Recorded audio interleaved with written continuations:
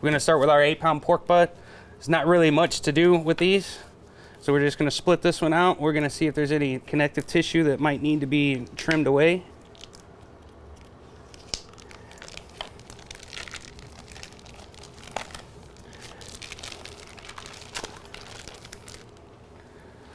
All right, typically the first thing that I look for when I'm cleaning up a pork butt is that any kind of extra connective tissue that, you may not desire to eat later on, like, this excess fat that's around the outside surrounding the bone. Kind of flip that over, kind of give it a little once over, make sure that there's no little loose ends on it. So I'll just trim this little piece off right here. On the fat cap, I normally don't like to do a whole lot with pork butt. So what I'm just gonna do is that I'm just gonna lightly score the fat cap, and later on when we pull this pork butt, I'm gonna show you why.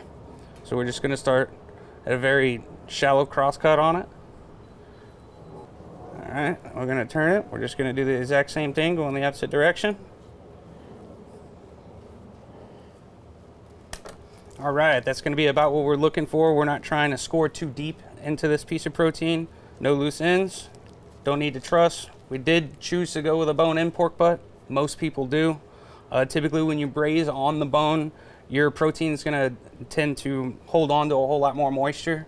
Another thing before we rub it with our favorite spice blend, some people say, do you wanna use a binder? This is totally optional, up to you. Some people swear by it and live by it and practice it.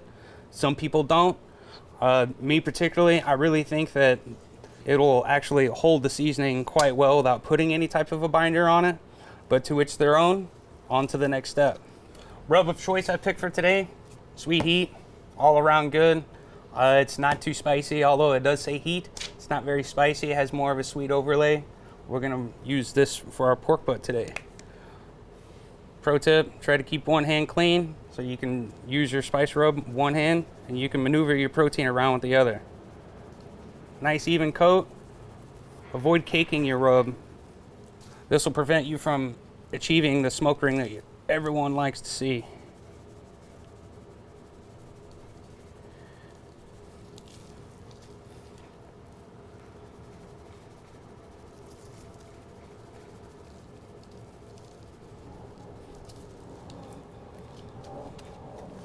All right, not too much, not too little. We're just gonna kind of utilize what's on the board. Get that to adhere to the rest of our cut. That's about as basic and simple as it gets to rubbing a pork butt. Don't want to overthink it. All right, we're gonna place our pork butt in our half aluminum foil pan. I'm gonna place it in here like so, and we're gonna fire it in our Pit Boss vertical. It is currently running at 195 degrees.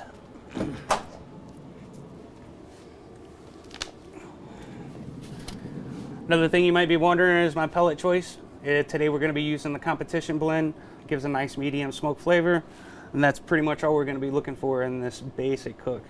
Pro placement, you might be wondering. We're gonna place it in the center of the muscle as close to the bone without touching. This is gonna give you more of an accurate temperature reading. Right before we have to wrap, we're shooting for about 165 degrees before we wrap our protein. Now that we're on our vertical smoker, a period of time all the way up to possibly 12 hours, could be longer, could be less. We're gonna bring these proteins up to about 165 degrees before we decide to wrap these proteins. At this point in time in the cook, it's also known as the braise. The definition of braising your protein is when the natural juices come out and it also cooks the protein through. In every muscle, it's known as elastins. These are your connective tissues that hold the muscle together. These connective tissues start to break down starting at 165 degrees at a slow rate. The higher the temperature, the faster this process takes place. At its fastest pace, it's gonna be at about 205 degrees. When in your pork, we're gonna take it all the way up to 205 and totally break down these elastins so you can actually get a solid pull on these proteins. Vertical smoker versus our regular barrel style smoker. This has a huge pellet capacity. Not that this one couldn't do the same thing, but we also have a water tray that's built into this one to where you don't have to worry about babysitting it so much. And the drip tray that's in the bottom, we put that in there for an easier cleanup. Versus using a vertical or your barrel size smoker, you can achieve the exact same thing. In your barrel smoker, instead of doing it on the bottom grill grate when you would normally be grilling down here, on your longer braised items, I typically like to choose the center or top rack and then put a drip tray underneath. When you put a drip tray underneath, this is gonna make your heat more indirect, and it's gonna allow more of an even cook versus a bottom of it getting too much heat directly from the bottom. The hard part's done, at least for me. Now the rest of the work is all on here. We're just gonna keep an eye on our internal temperatures. By the way, the great thing about these Elite units with the Wi-Fi and Bluetooth capability, I can just watch my food cook from the comfort of my own couch. All right, folks, here we are. We're about 14 hours into our smoke process of our brisket and our pulled pork. We're right at about 155 degrees. We're gonna be pulling our proteins and wrapping. Before we do so, we need to discuss some of our options when it comes to the wrap. You can use aluminum foil, you can use butcher paper, and then you can also use the same braising pan, which we're gonna be doing with our pulled pork. And so we're simply gonna pull it, add a little bit of braising liquid, cover with film and foil, and place it back on the smoker.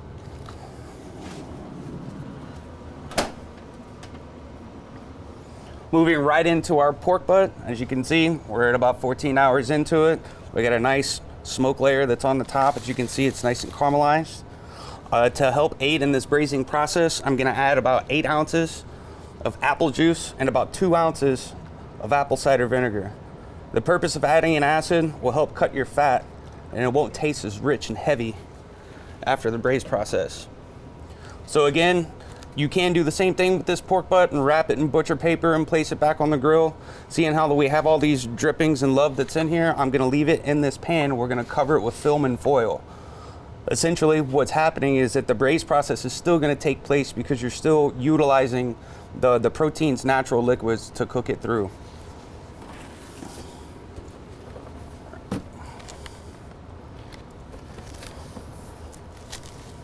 Some people say, why do you use plastic and foil? You put plastic over the top of your protein, it's gonna help seal and keep the steam inside. This is gonna aid and speed your cooking process a little bit more. There's no real method to the madness, maybe 2 or 3 layers of film before you put your foil over the top. You'll be ready to go right back on the grill. Just like so.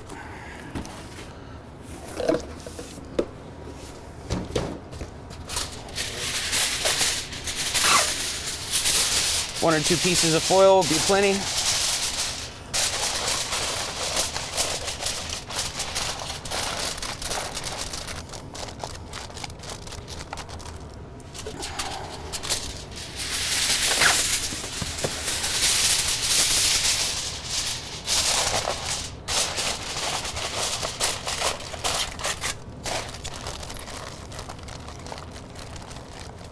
Give it a nice crimp around the outside to make sure you got a nice tight seal on your container. And then we can move right back onto the grill with this.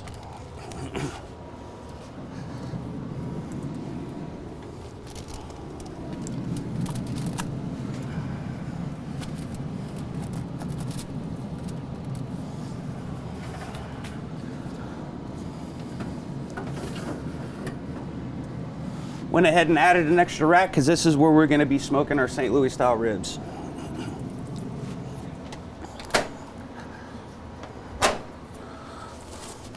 Now that we got our 2 proteins refired back on the grill, we're going to turn our temperature up to about 250 degrees.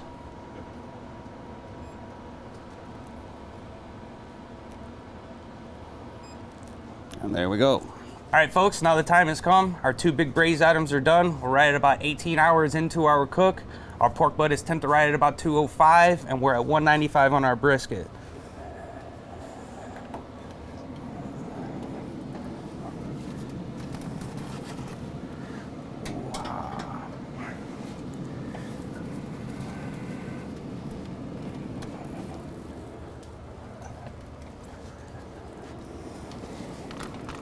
All right, we spent all of this time, and it comes to this moment. 18 hours we've been waiting for this. The very most important thing that people do not like to do is allow the rest. Your pork butt, you're gonna wanna let it rest for about an hour. And pull our pork butt, it's rested for about an hour and a half. What's a good rested temperature, you might ask? Between 140 and 150 is a good go-to temperature before you start breaking in or carving proteins that you've slowly braised. A good companion that's gonna go with your Pro Series Elite units is these cool meat claws that come in our Pitmaster set.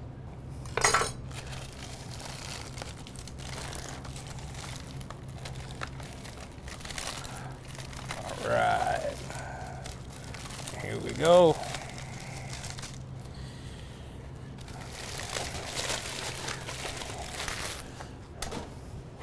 And do the bone pull. It should just come out with little to no hesitation at all. As you can see, it slid right out, not sticking to anything. That's what you're looking for. So before we pull this, I'm gonna go ahead and transfer this pork butt over to our serving dish. Then we're gonna pull it, and then don't let this good braising liquid go to waste. You gotta use it. Ooh.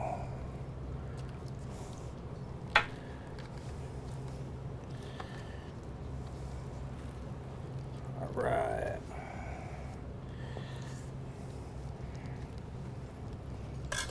Meat claws. Just go right in there, makes it that much easier. Oh, look at that, guys.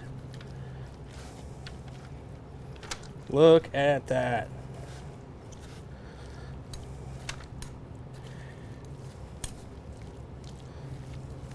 All right. And take some of that braising liquid. We're just gonna go ahead and dress that right over the top.